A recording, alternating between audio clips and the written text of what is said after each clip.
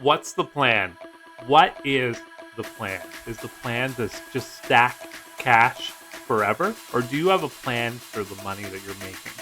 I am an investor in predominantly Yieldmax funds. And Yieldmax, for those of us that are new, is a provider of monthly distributions. They have two ETFs that pay out weekly. But for me, I'm predominantly invested in two ETFs that are paying out monthly. So my two are nvdy and msty. So I get a distribution every single month from Yieldmax, and that is great so far. So my goal is to build 6 pillars of income. So 6 pillars of dividend paying ETFs that will pay me $500 a month each.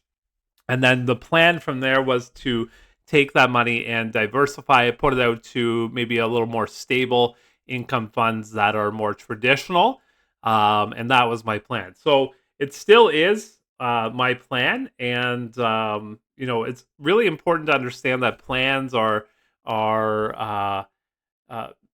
changeable, right? You can change your plans as time goes on. And so that's still my plan to build up 6 funds that pay me $500 each every single month. And I'm well on my way to making that happen right now with my nvdy and msty ETFs. So what is your plan? What are you trying to do with this money? I know a lot of us want to live that FIRE lifestyle. We want to be able to retire as soon as possible. We want to be able to bank that money for the future. And I definitely understand that. So this morning I went to the gym at 6 o'clock in the morning and was sitting on the treadmill for 30 minutes listening to a podcast. And they talked about Dave Ramsey. And Dave Ramsey, for those of you who don't know, talks about paying off debt as fast as possible. Don't do anything else other than pay off debt. And once you do that, then you can start building that investment income, right? So I can definitely see that point of view, and I could see the point of view of investing as well. I think both are definite things that could be done, right? So for you and for you and you and you and you might have a different plan. You may have a different perspective on this. For me, I think I want to kind of change my set plan just a little bit here. I was thinking about that this morning, right? So here's the deal. I'm 45 years old. I don't want to work until I'm 65. So if I paid my house off as fast as humanly possible right now, by the time I'm 65, I wouldn't have any dividend income. I wouldn't have any investment income other than the price of my home. And I mean, I could sell this place and downsize, but is that something I really want to do? Probably not, but who knows, right? Things change. So if I paid off my house as quickly as possible, I'd have no money after to enjoy retirement.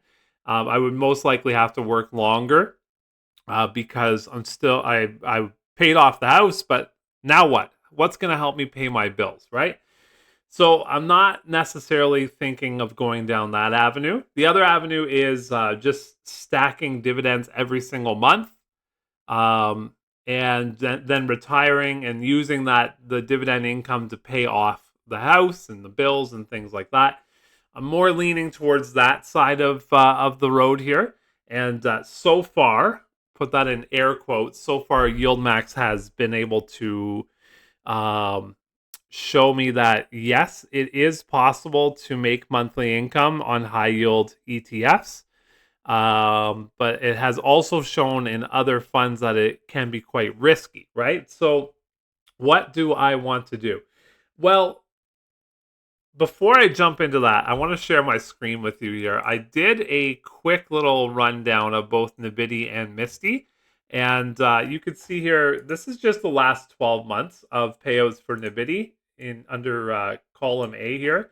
And so that so far in the last 12 months have paid out $18.92 in distribution. So that's pretty incredible in 1 year. It's actually extremely incredible in just 1 year. So I did a 12-month average. It's averaging $1.57. Some months, as you can see, are higher. Some months are lower. I think my Excel file rounded up 1 penny here because this month it was $1.09 for nvdy. But semantics, right? Semantics. So $1.57 average. All right, cool. And then msty is just a bit of an anomaly right now. It's just absolutely rocking and rolling.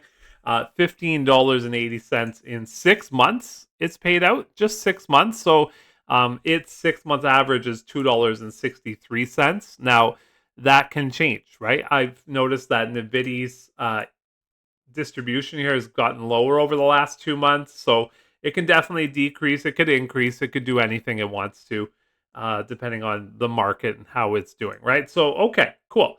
So what I'm thinking about doing is I want to take a certain amount, a percentage of what I make and from these dividends and put it onto the mortgage of my house, pay off that debt from my investments. And so the plan originally in my head was get to $3,000 a month and then start taking a portion of that money that you make from your distributions and start paying off the mortgage. But why not sooner, right? Why not sooner? So what I think I want to do here is once I get these distributions to $1,000 a month, and I'm pretty close right now.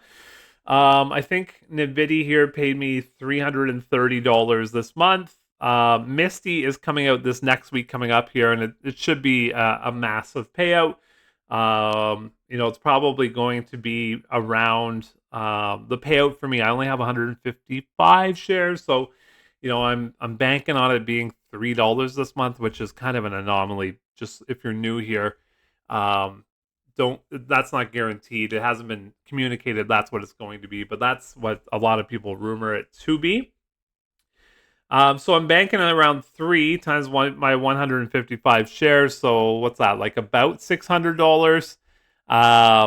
Around that 600 plus my 300, we're at 900. So not quite $1,000 this month, but if it was, here's what I'm thinking. Okay, so once I get to $1,000, 10% of that 1,000 is going to go into the mortgage. Okay, so that would be $100 extra into the mortgage. And every time you pay a little bit more into the principal of your mortgage for your home, then the amount of time it takes obviously will decrease too. So then I want to keep that scale going, right? So as soon as I hit $1,000, it'll be 10%. If I'm at $1,100, 10%. All the way up to $2,000. At that time, I want to increase it to 20%. Okay, 20% once I hit the $2,000 a month range here. How am I going to get to this? I'm going to keep investing. I'm going to keep reinvesting the dividends into these funds. And maybe once I reach the 2 pillars of $500 a piece, these are the first 2 that you're seeing on the screen right now, then I'll add that 3rd pillar. And so on and so forth. Once I get to $3,000, I'm going to pay off 30% of all distributions I take is going to go straight into the mortgage to help pay that mortgage down quicker. That's where I'm going to cap it, though. I'm not going to move more than 30% out of these funds for the mortgage. I'm going to cap it right there. So when I get to 4,000, 5,000, 6,000, the most I'm going to pay is 30% from those distributions into that mortgage. So I have a kind of a 2-tiered thought process here. 1, make money in investments, and 2, pay off that large debt quicker. I'll tell you, when we were going through, we had a variable interest rate. And so, the last year and a half was pretty crazy. We went from a 20-year mortgage to an 88-year mortgage at the highest interest rate. 88 years. I'd be dead for like 60 years when that thing got paid off. How old am I?